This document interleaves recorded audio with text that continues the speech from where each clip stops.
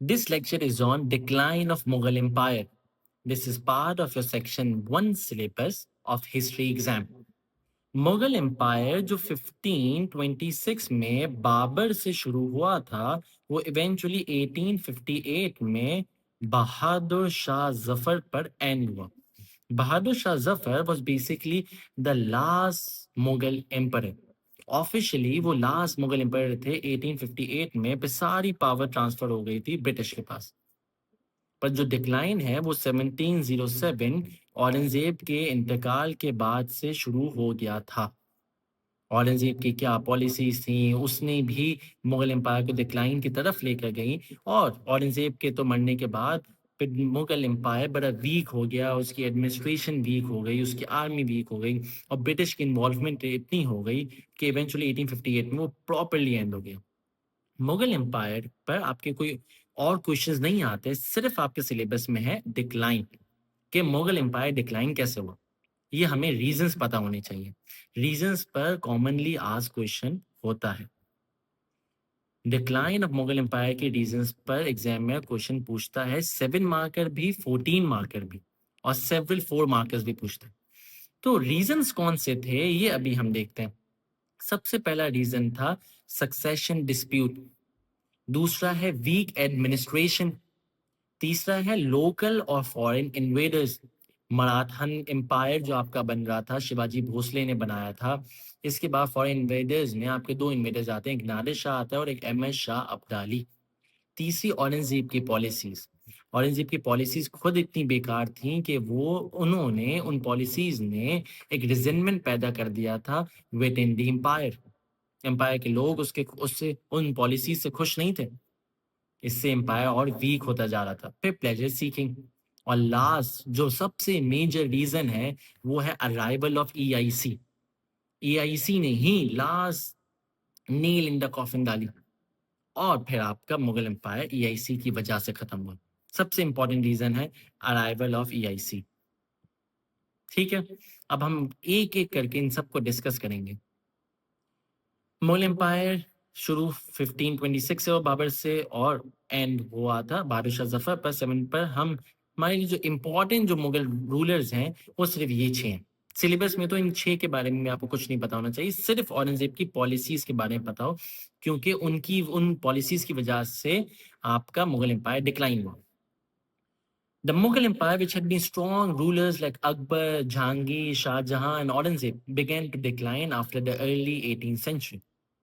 After Aurangzeb's death in 1707, the empire faced many problems and made it weak and unable to survive against local rivals and foreign rivals. सबसे पहला जो major reason है वो है Mughal empire की week administration. Mughal empire इतना expand हो चुका था, मुगल एम्पायर इतना बड़ा बन चुका था कि अब एम्पायर से संभाला नहीं जा रहा था. तो एम्पायर ने आपके मनसबदार अपॉइंट करे. इसको हम कहते हैं मनसबदारी सिस्टम. मनसबदारी सिस्टम क्या था कि मुगल एम्पायर ने मनसबदार्स का बेसिकली आसान मतलब है गवर्नर्स. इन्होंने हर प्रोविंस के हर एरिया का उन्होंने एक गवर्नर अपॉइंट कर दी कि ये गवर्नर की जिम्मेदारी है उस एरिया की एडमिनिस्ट्रेशन संभालना, उस एरिया से टैक्स कलेक्ट करना, और इस एरिया की आर्मी को भी संभालना. वो आर्मी को भी ट्रेन करेगा, मेंटेन करेगा, और कोई मसले होंगे छोटे मोटे तो वो खुद ही गवर्नर सॉर्ट कर लेगा. अगर आपको हेल्प चाहिए तो फिर आप एम्पायर को तंग करोगे, वरना गवर्नर ही सारे मसले देखेगा. ये जो मनसबदार है वो डायरेक्टली अपॉइंट होते थे और फायर होते थे बाय द एम्पायर हिमसेल्फ. इनके ऊपर सिर्फ एम्पायर था और कोई भी नहीं था. अब मनसबदारी सिस्टम शुरू में तो बहुत अच्छा चला क्योंकि वो इफेक्टिव गवर्नमेंट पैदा कर रहा था. उससे आपकी जो गवर्नमेंट है, जो एम्पायर की हुकूमत है, एम्पायर जो है वो अच्छी तरह रन हो रहा था. पर इशू क्या आया कि जब वो टैक्स कलेक्ट कर रहे थे तो उनकी जिम्मेदारी थी कि अ परसेंट अ शेयर वो देंगे एम्पायर को, और कुछ जो है वो अपने पास रखेंगे जिससे वो आर्मी को ट्रेन करेंगे और अपने जो छोटे मोटे खर्चे हैं वो निकालेंगे. बाकी उनको आर्मी को ट्रेन करना है और बाकी मेजर शेयर ऑफ टैक्सेस उनको दोबारा से एम्परर को देने हैं। उनके एरिया से टैक्सेस कलेक्ट हो रहे हैं। पर मनसबदार जब इतने पावरफुल होना शुरू हो गए, उनकी आर्मी इतनी अच्छी बन गई कि उन्होंने एम्परर को ही चैलेंज करना शुरू कर दिया। एम्परर को टैक्सेस देने से मना कर दिया। एम्परर को बोला हम आपको टैक्स नहीं देंगे। एम्परर परेशान। अब एम्परर क्या करेगा? एम्परर ने इनको बोला, इन्होंने मना करा, तो फिर एम्परर अपनी आर्मी लेकर जाता था मनसबदार को डिफीट करने के लिए, मनसबदार को हटाने के लिए उसकी पोजीशन से, क्योंकि मनसबदार निकल नहीं रहा था। मनसबदार ने टैक्सी देने से मना करा और गवर्नर की पोजीशन छोड़ने से भी मना कर दिया। तो एम्परर खुद जाता था, लड़ता था, उनकी उसकी आर्मी डिफीट होती थी मनसबदार की, और फिर आपका दोबारा से वो एरिया आपके अंडर आता था। अब मसला देखो, इंटरनल कॉन्फ्लिक्ट ही हो रहा है। जो एम्परर की टीम है उसमें ही इश्यूज क्रिएट हो रहे हैं।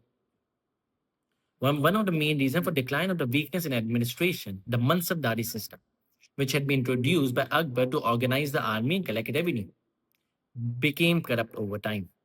Many Mansabdars did not provide the required soldiers and instead kept the revenue for themselves. This caused financial problems for the empire.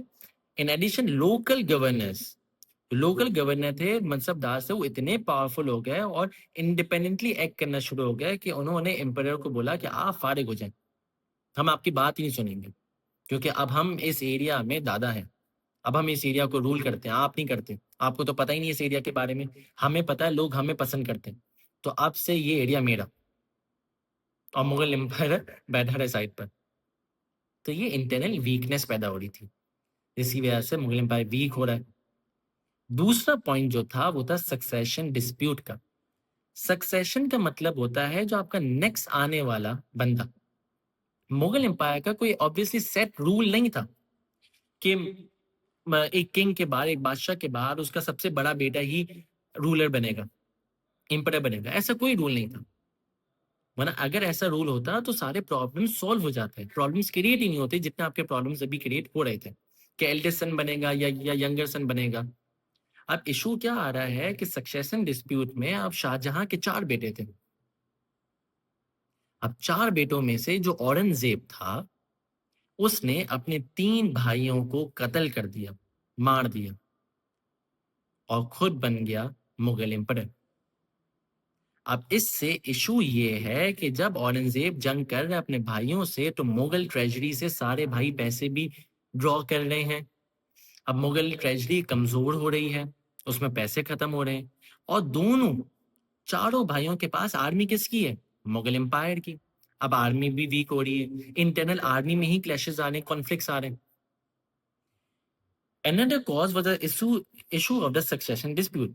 The Mughal dynasty did not have a clear law of succession, meaning that the eldest son did not automatically become emperor. Instead, whenever a ruler died, his sons fought among themselves to capture the throne. These war of succession drain the treasury. Main मसला ये है, आपकी treasury कमजोर हो रही है, treasury खत्म हो रही है, and kill thousands of soldiers. अब दोनों आर्मी मुगल आर्मी है, वो दोनों आपस में जब लड़ रहे हैं तो सोल्जर्स आपके मर रहे हैं, आपकी आर्मी वीक हो रही है, and weak in the stability of the empire. अब जब घर में लड़ाई होती है ना, तो बाहर वाले आपके घर पर नजर रखना शुरू हो जाते हैं। जब घर में लड़ाई हो रही थी मुगल एम्पायर के, तो लोकल इन्वेडर, जो लोकल बिजनेसमैन है, वो सब नजर रख के बैठे हुए हैं इस गवर्नमेंट के ऊपर, इस मुगल एम्पायर के ऊपर। आफ्टर औरंगजेब डेथ, अब औरंगजेब के भी 3 बेटे थे। औरंगजेब को पता था कि उसने भी अपने भाइयों के साथ लड़ा है, तो उसके बेटे भी ऐसा कुछ कर सकते हैं। तो औरंगजेब ने अपने एम्पायर को 3 हिस्सों में डिवाइड कर दिया, ये इस बेटे का, ये इस बेटे का, ये इस बेटे का।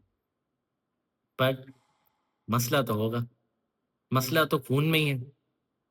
मसला क्या हुआ कि वो 3 भाइयों ने भी लड़े, और मौज़म जो औरंगजेब का बेटा था, वो बन गया आपका मुगल एम्पायर। उसने अपने दोनों भाइयों को डिफीट करा, क्योंकि तीनों भाइयों को पूरा मुगल एम्पायर चाहिए था। अब फिर लड़े तो लड़ाइयां हुई, और फिर वो बन गया आपका नेक्स्ट मुगल एम्पायर। वो 5 साल तक रहा। तो उसके बाद दूसरा आ गया जहांगीर शाह, उसके बाद दूसरा आ गया फर्रुखसियार। तो औरंगजेब के बाद जो एक मुगल एम्पायर आया, वो 5 साल तक रहा। उसके बाद जो आया वो 1 साल तक रहा। उसके बाद जो आया वो 5 साल तक रहा। तो 11 सालों में आपके 3 एम्पायर बदल गए।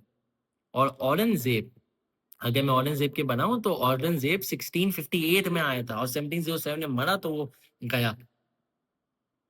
तो अप्रोक्सीमेटली 50 साल, 49 इयर्स औरंगजेब ने रूल करा है। और ये इसके आने वाले 11 साल में ही 3 मुगल एम्पायर चेंज हो गए। ये प्रॉब्लम्स क्रिएट हो रहे थे। This was the second reason for the decline of Mughal empire, succession dispute. इसके बाद जो मुगल एम्पायर थे वो प्लेजर सीकिंग में लग गए थे और इस्लाम से बड़े दूर हो गए थे। वो बहुत ज्यादा पैसे लगाते थे ऑन गार्डन्स, ऑन पैलेसेस, और एंटरटेनमेंट, इन सब चीजों में वो सारा पैसा इन्वेस्ट कर रहे थे। आपने कभी मुगल एम्पायर के दौर में कभी भी एजुकेशन सुनी कि के ये एजुकेशन सिस्टम है, ये रिसर्च सेंटर है, ये एक राइटिंग सेंटर है, ये लाइब्रेरी है जो मुगल एम्पायर के दौर में थी? नहीं। मुगल एम्पायर जो थे वो सिर्फ प्लेजर सीकिंग में ही लग गए थे। वो सिर्फ बड़ी लेविश लाइफस्टाइल उनको दिखानी थी, उनको लेविश लाइफस्टाइल जीनी थी। ये सारे काम उनको सिर्फ करने थे। उनको असल में एडमिनिस्ट्रेशन संभालने से उनका ध्यान हट चुका था। कोई ताजमहल बना रहा है, कोई शालीमार गार्डन बना रहा है, कोई मस्जिद बना रहा है, इतनी महंगी मस्जिद बना रहा है, वो भी पब्लिक के लिए नहीं। और वहां पर ये सारे पैसे आ कहां से रहे थे आपको पता है? ये सारे पैसे आ रहे हैं टैक्सेस से। और ये जो मुगल एम्पायर के अंदर के जो लोग रहते हैं, जो फार्मर्स रहते हैं, वो इतनी मेहनत से कमाएं, एग्रीकल्चर करें, और वो फिर इतने सारे टैक्सेस बढ़े। और वो सारे टैक्सेस लग रहे हैं आपके बड़े बड़ी बिल्डिंग्स पर, पैलेसेस पर, जाया हो रहे हैं। तो जो आम लोग होता है ना, वो भी बंदा सोचता है कि यार मेरे पैसे जाया हो रहे हैं, फिर वो इतना आपसे लॉयल नहीं रहता, वो पे रिजेंटमेंट शो करता है। This allowed nobles and governors to increase their own power, while the emperors themselves became figureheads with little control. This contrast between the grandeur of the court and the weakness of the administration made the empire fragile. ये third reason था pleasure seeking का। इसके आगे local और foreign invaders की हम बात करते हैं। अब लोकल इन्वेडर्स में आपके थे मराठास, मराठन एम्पायर, शिवाजी भोसले का एम्पायर, जो आपके साउथ इंडिया के साउथ पर है आपका मराठा, जो एक वॉरियर कास्ट है। उन्होंने क्या करा, उन्होंने अपना एक within the Mughal empire, उन्होंने अपना एक एम्पायर फॉर्म कर दिया by the name of Maratha empire. अब मुगल एम्पायर को मराठास को भी देखना पड़ा। और कहते हैं कि औरंगजेब ने अपनी जिंदगी के 25 से 27 साल लगा दिए मराठास से लड़ने में। लगा क्या दिए, जाया कर दिए, फिर भी वो मराठास को डिफीट नहीं कर पाए। अब सोचो ना, एम्पायर, मुगल एम्पायर ने, जो उसके अंदर एक छोटा सा एम्पायर है, उसको 25 से 27 साल लगा दिए, फिर भी वो डिफीट नहीं हुआ। औरंगजेब मर गया तो औरंगजेब वो जंग नहीं जीता, मराठास को फुली तरह वो खत्म नहीं कर पाया। ये मसला था within the Mughal empire. फिर आपके जो एक फॉरेन इन्वेडर था उसका नाम था नादिर शाह। ये आपका पर्शियन वॉरियर था, पर्शियन रूलर था। ये आता है अपनी इतनी बड़ी आर्मी लेकर और दिल्ली में कैपिटल पर ही हमला करता है। और हमला करने के बाद वो पूरी मुगल एम्पायर की आर्मी को डिफीट करने में सक्सेसफुल। मुगल एम्पायर की जो इतनी बड़ी आर्मी है उसको डिफीट करने में सक्सेसफुल होता है।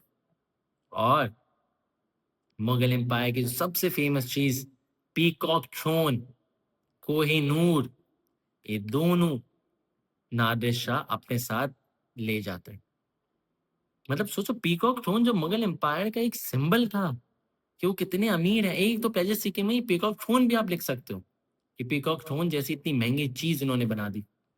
और पीकॉक थ्रोन ले कौन गया? नादिर शाह आया, अपने एलिफेंट की कार्ट में रखा और ले गया, मुगल एम्पायर की आर्मी को डिफीट करके।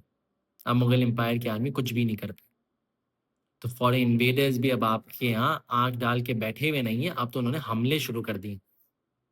ठीक है, आगे द मुगल मिलिट्री, जो मुगल्स की मिलिट्री थी वो बड़ी वीक थी। औरंगजेब में सबसे बड़ा मसला था, औरंगजेब को उसकी आर्मी को सही तरह ट्रेन करना नहीं आता था, सही तरह आर्मी की ड्रिल्स नहीं होती थी।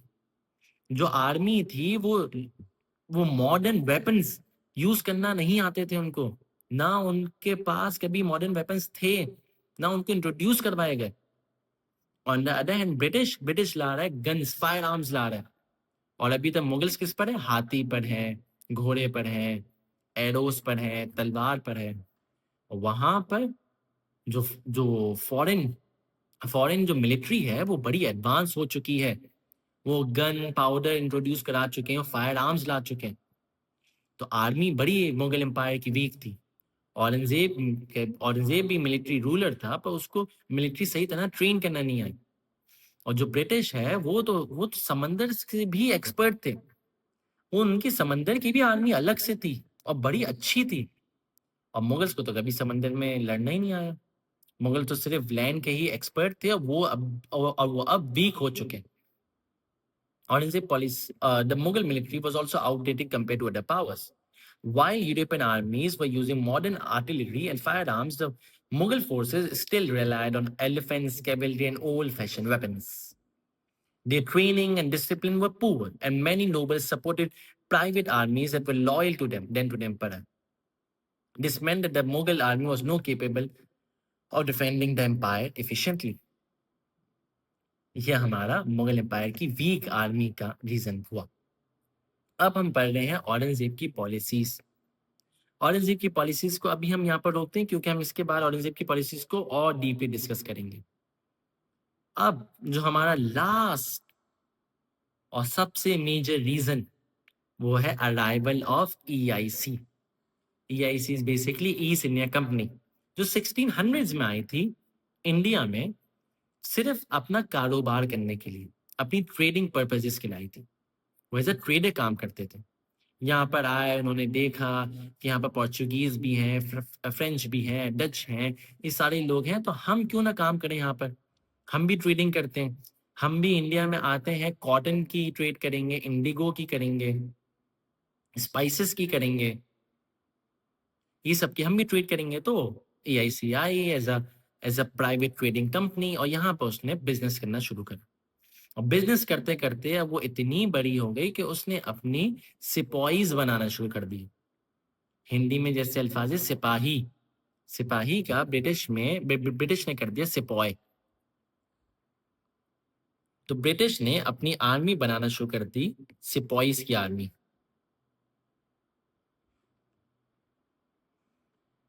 अब सिपॉइज की जो आर्मी थी वो अब आहिस्ता आहिस्ता करके ग्रो हो रही थी।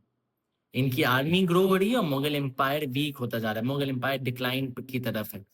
और ब्रिटिश में आया हुआ था इंडस्ट्रियल रेवोल्यूशन। जो ब्रिटेन में आया हुआ है वो है इंडस्ट्रियल रेवोल्यूशन। अब इंडस्ट्रियल रेवोल्यूशन भी है, हाई वेपनरीज भी है, इनके पास डिप्लोमेटिक एक्सपर्ट्स भी हैं, इनके पास बेहतरीन आर्मी कमांडर्स हैं, जैसे कि रॉबर्ट क्लाइव ने सिराजुद्दौला को 1757 की बैटल ऑफ प्लासी में हराया था। और मीर जाफर को पैसे देकर, लालच देकर बंगाल का गवर्नर बना देंगे, ये लालच, नवाब बना देंगे, ये लालच देकर उन्होंने अपनी साइड पर कर लिया था। तो जो अराइवल ऑफ ईआईसी था वो one of the major cause था। सबसे पहले तो वो आए थे, उन्होंने 3 प्रेसिडेंसीज बनाई थी, बॉम्बे, मद्रास, कलकत्ता में। फिर इंडस्ट्रियल रेवोल्यूशन की वजह से इनको और हेल्प मिली। इनकी ट्रेडिंग बहुत अच्छी हुई, यहाँ से इंडिया से सस्ता सामान लेते थे और ब्रिटेन में जाके, यूरोप में जाके लोग बेचते थे सारा सामान। डिप्लोमेटिक एक्सपर्ट्स थे, best army commanders, Robert Clive जैसे लोग थे इनके पास, मॉडर्न वेपन्स थे। इन सब की वजह से इन्होंने मुगल एम्पायर को अपने घुटनों पर ले आए। इन्होंने शुरू में औरंगजेब के साथ भी जंग कर ली थी एक, बहुत मसले हुए इसके।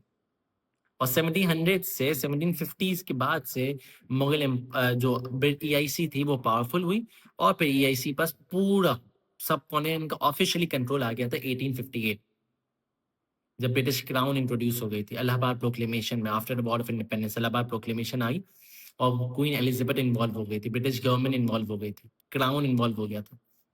इससे फिर ब्रिटिश के पास पूरी हुकूमत चली गई सब कॉन्टिनेंट की। ये आपके सारे रीजंस थे of Mughal empire, decline of Mughal empire, ये सारे रीजंस हैं। क्या हमने पढ़े? सक्सेशन डिस्प्यूट के बारे में पढ़ा, वीक एडमिनिस्ट्रेशन के बारे में पढ़ा, लोकल और फॉरेन इन्वेडर्स के बारे में पढ़ा, औरंगजेब की पॉलिसीज अभी हम पढ़ रहे हैं और प्लेजर सीकिंग पढ़ी, अराइवल ऑफ ईआईसी पढ़ा। अब एक 14 मार्कर अगर क्वेश्चन आता है इस तरीके का, were Aurangzeb policies the most important factors for the decline of the Mughals? Explain your answer. कि औरंगजेब की पॉलिसीज क्या सबसे मेजर रीजन था मुगल एम्पायर के डिक्लाइन का? सबसे पहले तो आपको कंक्लूजन जहन में होना चाहिए, जहन में होना चाहिए, लिखना नहीं है आपको। सबसे पहले तो आपको 5 से 6 रीजंस लिखने हैं। टोटल आपको 14 मार्कर करने का तरीका ये होता है कि आप 5 to 6 रीजंस लिखोगे, बॉडी पैराग्राफ बनाओगे, हर पैराग्राफ में आप एक एक रीजन को एक्सप्लेन करोगे with facts, with dates, with supported evidence. 5 से 6 रीजन लिखोगे और आखिरी में कंक्लूजन लिखोगे। पर इसका कंक्लूजन होगा कि नहीं, सबसे मेजर जो रीजन था वो था arrival of EIC. Arrival of EIC सबसे मेजर रीजन था। औरंगजेब की पॉलिसी नहीं थी। यस, औरंगजेब की policy one of the reason था, पर मेजर रीजन जो था वो था अराइवल ऑफ ईआईसी। ठीक है। अब औरंगजेब की पॉलिसीज क्या थी? औरंगजेब ने सबसे पहले तो मराठास के साथ जंग करी 25 से 27 साल। इसकी वजह से उसने सारी मुगल ट्रेजरी खत्म कर दी, आर्मी कमजोर कर दी। जब इतनी जंगे कर रहे हो तो आपका सारा फोकस वहीं पर ही है, आप दूसरे काम नहीं कर पा रहे। सक्सेशन डिस्प्यूट भी आपको करना है, आपको मनसबदार से भी निपटना है, आपको बाकी सब चीजों से निपटना है और आपको मराठास से भी जंग करनी है। सबसे पहला रीजन तो ये मराठास का था। ठीक है। ये वॉर जो थी बड़ी कॉस्टली होती थी, जो आपके मुगल एम्पायर को वीक करती जा रही थी।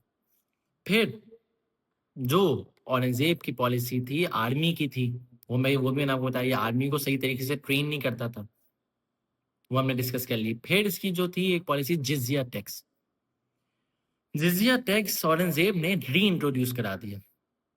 जिजिया टैक्स बेसिकली क्या है? जिजिया टैक्स है आपका, आपने नॉन मुस्लिम्स पर टैक्स लगाया था, आपने नॉन मुस्लिम टैक्स लगाया था, क्योंकि मुसलमान तो ज़कात देते हैं, वो होती है 2.5%, और जिजिया आपने लगाया 5%।